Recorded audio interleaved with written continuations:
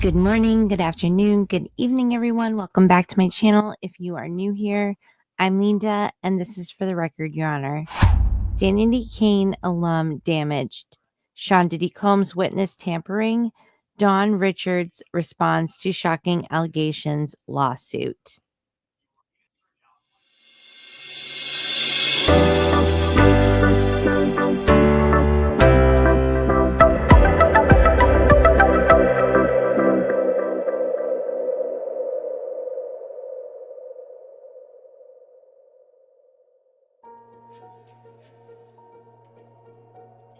Thanks for joining me today to discuss the latest updates on Sean Diddy Combs and his continued court drama asking for bail once again. After court closed for the week and it was said that it will resume the concern on Monday, more news outside the building erupted. Dawn Richard from the all-girl group Diddy created for MTV in 2005 for his label, Danity Kane, spoke out about her fear of Diddy.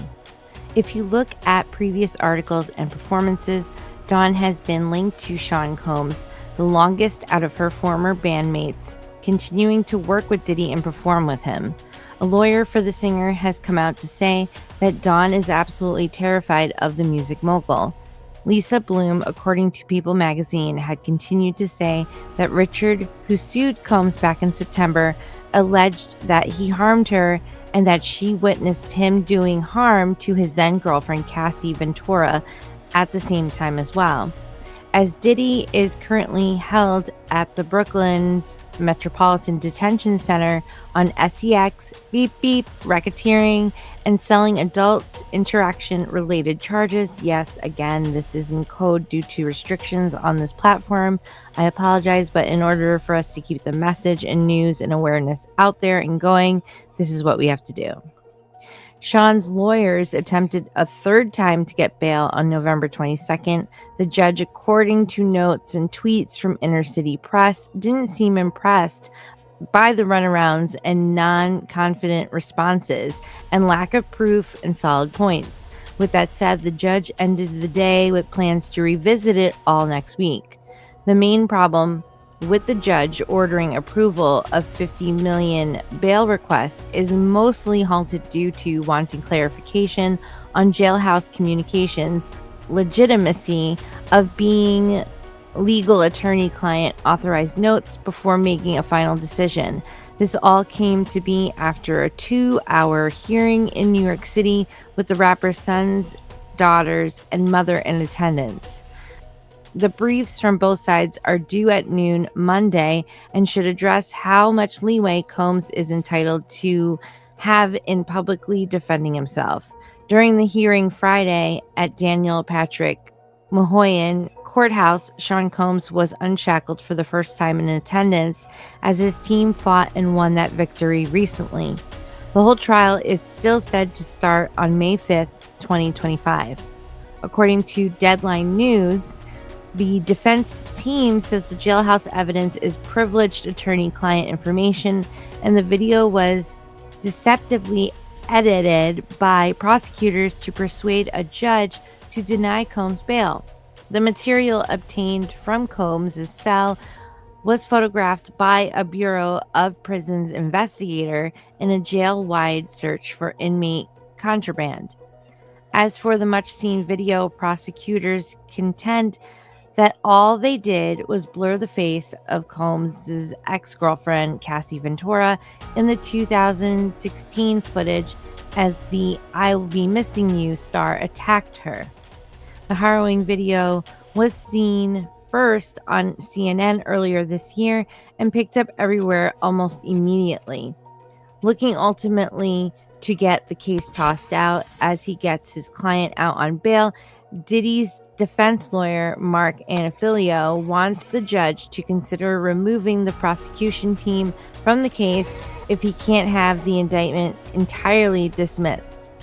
In response to the often passionate pitches from both parties, Subramanian, who's the judge, earlier this week ordered the U.S. Attorney's Office in Manhattan to destroy all its copies of 19 pages of materials snagged from Combs' storage locker at the Metropolitan Detention Center.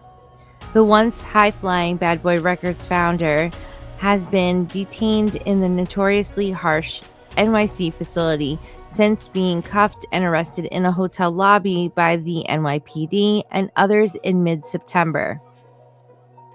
Combs is offering to cover a $50 million bond, wear an ankle monitor, stay off the internet, stay at one of his homes in New York City or Miami under the surveillance of a private security agency, and pre-clear any contact with family members through the government. It's funny he says NYC because I had mentioned earlier in the year that they mentioned 2 houses being raided, but it was rumored that all 3, because he does have a penthouse in New York City, which is also rumored to where that so-called white adopted daughter has been so-called staying, possibly, allegedly. Painting the feds as hypocrites and offering one form of justice to one defendant and another to Combs, defense lawyers have pointed to the $10 million bail package approved in October for another accused SEX trafficker, former Abercrombie & Fitch CEO Michael Jeffries, accused of soliciting male models and others to SEX parties with promises of money and career prospects. The ex-executive is facing a federal criminal trial in Long Island. Kind of sounds like how Lou Taylor's friend, Cade, C-A-D-E, Hudson, so-called Britney's best friend manager,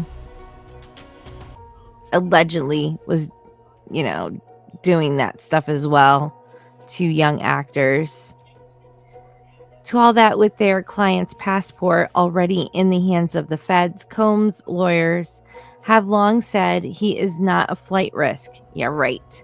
At one point this afternoon, it looked like Judge was seriously considering granting Combs' release as the bench and lawyers discussed possible locations for the defendant to be housed in, with an Upper East Side apartment was picked as best. Mr. Combs fully intends to face these charges, they wrote. The prospect of a conviction does not materially change in his incentives here, where his reputation has already been destroyed by the government's allegations and aggressive and deceptive media tactics, and can only be rebuilt by winning at trial. Excuse me, Your Honor. Just a quick message. If you love this channel and want to see it expand more, and you are able and willing, please feel free to make a donation towards more content, studio supplies, and even gas and fuel costs for road trips and planned adventures that I would love to show you and bring you along for the ride. I know money is tight and difficult for many.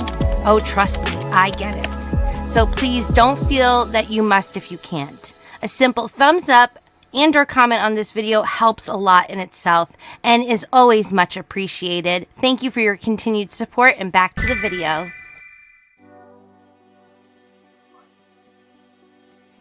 Moving on to the next topic regarding Dawn Richards. In an interview that was with BBC's Newsnight and lawyer Lisa Bloom, she had acknowledged that Richards' claims were that of groping and grabbing her body parts as he actually harmed her, as well as he never paid her money that was promised to her while working, and treated her so bad that during those years she was not eating or sleeping properly.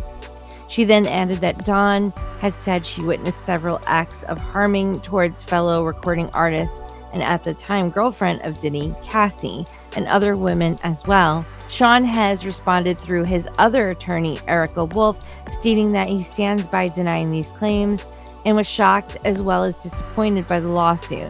Also continuing to believe that Richard manufactured a series of false lies, all in hopes of trying to get a payday, which is exactly what he said about Cassie before we saw the hotel footage of him literally harming and drugging her. This was also after her lawsuit mentioned the situation and traumatic event she had experienced at the hands of her then boyfriend and boss, Sean Combs. Dawn had allegedly told her lawyer that he had a vicious temper and was, and still is, absolutely terrified of him. She added that working with him was violent, tumultuous atmosphere. According to sources, Bloom is representing a second individual making claims against Sean related to his FO parties, where he allegedly orchestrated SEX acts to work and perform at these parties. Bloom ended the interview saying that many other people have come forward with the allegations that people were rugged and they were forced into SEX activity in order to have business dealings with Puffy.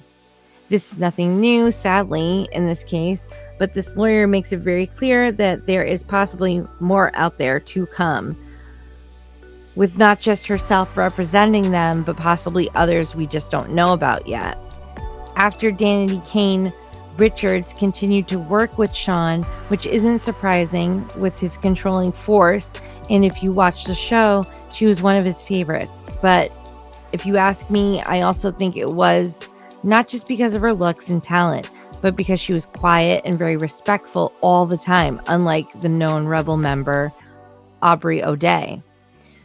Dawn and Sean joined forces with Kalina Harper to form Dirty Money in 2010, but it was short-lived and ended after 2 years. The Bad Boy Records founder and frontman also has denied that of claims of this witness tampering, which was rumored to be the concern with previous bandmate Harper. According to Wolf, it seems that the two witnesses have divergent recollections of similar events, which would make sense as they were in a group together, traveled together under Diddy's watch and direction.